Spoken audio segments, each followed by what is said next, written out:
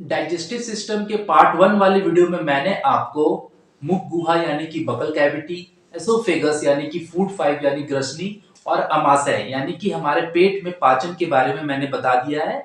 आप उसे वीडियो के डिस्क्रिप्शन में जाकर के देख सकते हैं। आज मैं आपको उसके आगे के भागों में बात करूंगा और सबसे पहला आता है अगन्याशय। अगन्याशय जो है हमारे पेट का, हमारे पाचन तंत्र का एक इंपॉर्टेंट पार्ट है और यहाँ पर भोजन पूरी तरह से पाचन होता है।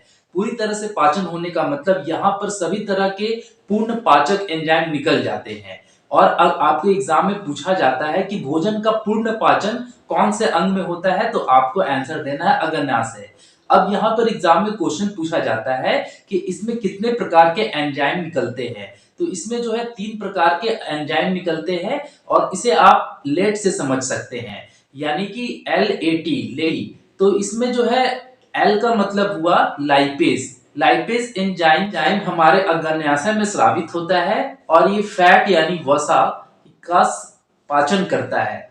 आपके एक क्वेश्चन में ये लिपिड भी आ सकता है। तो फैट, वसा, लिपिड तीनों एक ही चीज है। लाइपेज जो है इनका पाचन करता है।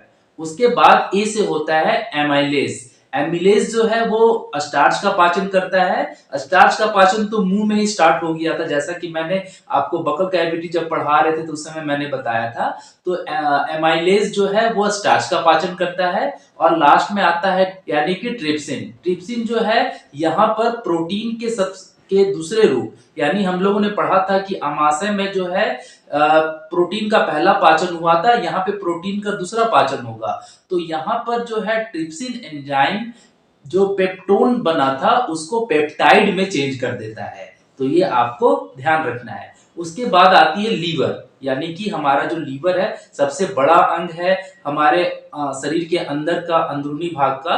तो लीवर में जो है पित्त का निर्माण होता है, यानी कि गॉल। और इसीलिए हम लोग इसको आगे समझेंगे कि जो हमारा पित्त है वो एक जगह स्टोर होता है। एग्जाम में क्वेश्चन आता है कि पित्त जो है किस जगह पर स्टोर होता है, तो वो हो गया पित्ताशय। अब पित्त जो है मतलब पित्ताशय में स्टोर होता है। तो पित्ताशय जो है ये पित्त को स्टोर करने का काम करता है। फिर पूछा जाता है एग्जाम में कि पित्त का पीएच वैल्यू कितना होता है, तो पित्त का पीएच वैल्यू 8 होता है। और ये भोजन को क्षारीय बनाता है, क्योंकि जब भोजन हमारे अमाशय में रहता है तो वो अम्लीय रहता है HCl के कारण। अगर वो चला जाएगा हमारी छोटी आंत में बिना वो क्षारीय हुए, तो उसका सही से पाचन नहीं होगा और वो आंत की दीवारों को भी खराब कर देगा। तो इसीलिए उसकी अम्लता को पित्त क्या करते हैं, न्यूट्रलाइज करते हैं। यानी पित्त का जो क्षारीय गुण है वो उसको न्यूट्रलाइज करता है और उसके बाद वो भोजन जो है क्षारीय बन जाता है। तो भोजन का वो क्षारीय करने का काम करता है। उसके बाद वसा का पाचन जो है यहाँ पे होता है। और यहाँ पे क्वेश्चन पूछा जाता है कि जो वसा का पाचन होता है वो कौन सी प्रक्रिया से होता है, तो इसे हम इमल्सिफिकेशन के नाम से जानते हैं। उसके बाद जो पित्ताशय में एंजाइम न होते हुए भी वो भोजन का पाचन करता है, जिसमें आप जाने कि वसा का पाचन करता है वो इमल्सिफिकेशन के द्वारा। अब आगे हम लोग बढ़ते हैं कि उसके बाद जब भोजन जाती है छोटी आंत में तो वहां पे उसका पाचन कैसे होता है। तो आइए हम लोग अब जानते हैं कि छोटी आंत में भोजन का पाचन कैसे होता है। इन भागों में जो है इसका पाचन का प्रक्रिया संपन्न होता है। और इससे सबसे पहला जो है ड्यूडेनम, उसका छोटी आंत का पहला भाग है उसे ड्यूडेनम कहते हैं। बीच वाले भाग को हम लोग बोलते हैं जेजुनम और अंतिम भाग को बोलते हैं इलियम। तो सबसे पहले हम लोग ड्यूडेनम में चलते हैं। डोडेनम में कोलिसिस्टोकाइनिन हार्मोन जो है रिलीज होती है और साथ में यहाँ पे सेक्रेटिन हार्मोन भी रिलीज होती है। तो एग्जाम में क्वेश्चन पूछा जाता है कि यहाँ पर जो है कौन कौन से हार्मोन आपको मिलेंगे, तो सेक्रेटिन हार्मोन और कोलेसिस्टोकाइनिन हार्मोन यहाँ पर मिलेंगे।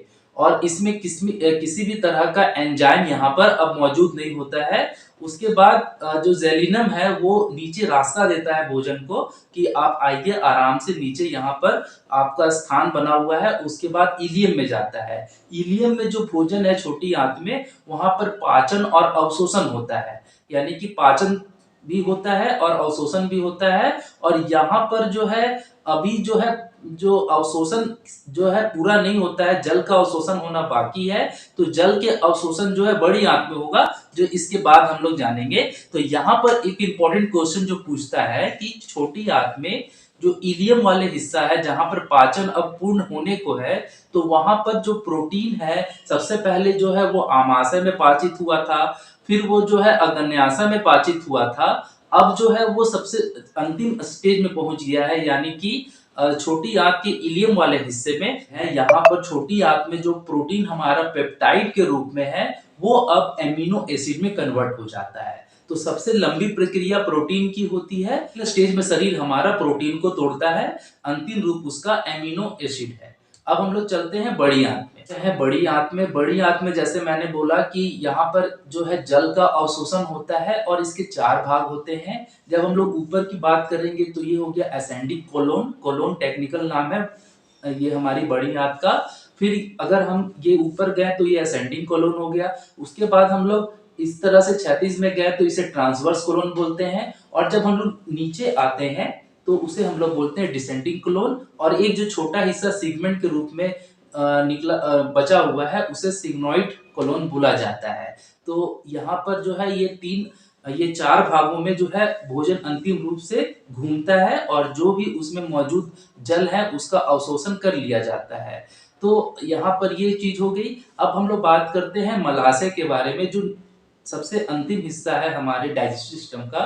तो यहाँ पर आपको 2 पार्ट है, एक है रेक्टम जिसे मलाशय कहते हैं, और एक है एनस यानी कि जिसे गुदा कहते हैं। तो रेक्टम में जो भोजन है अंतिम रूप में काइल रूप में आ जाता है, और काइल रूप में आने के बाद जो है यहाँ पर बिल्बुरीन नाम का एक पदार्थ है, एक हार्मोन है जो छोड़ा जाता है, जिसके चलते हमारे मल का या लैट्रिन का रंग पीला हो जाता है। फिर ये एनस से बाहर हो जाता है। तो मैंने सबसे पहले आपको बताया था कि जब भोजन हमारे मुंह में होता है तो उसे कोलन बोलते हैं, ये एग्जाम में पूछा जाता है।